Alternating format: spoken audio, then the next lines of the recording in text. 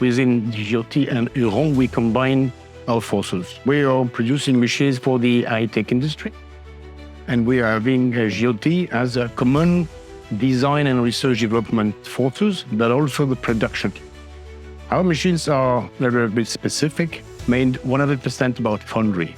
Foundry what we produce in-house with the specification coming from France or the production tasks in Jyoti. Something which also is very specific with the forces joined by Huron and Jyoti is we are working with specialists and they are able to understand all our needs and produce this in a very economic way because the competition is quite hard. EMO is the worldwide exhibition. It's not Europe, it is worldwide. One of the biggest show of machine tool business. So what we will show in EMO is two things. First is the broad range. To small machine, to big machine. Small machine going for the watch industry, electronic industry. Big machine for space and aerospace industries.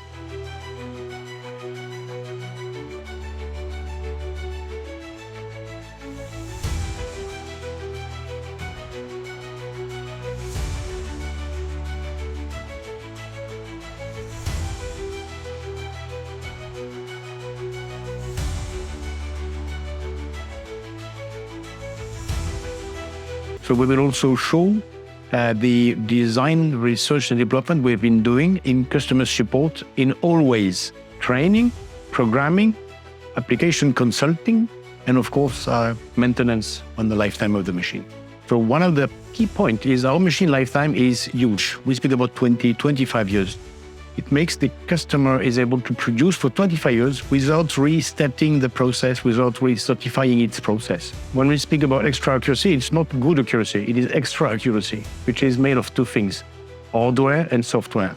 Hardware is the machine stability, the foundry, the high quality of the way we assemble the machine. Second stuff is the software thermal compensation. We are looking below 0.01 millimeter of accuracy in the full shape.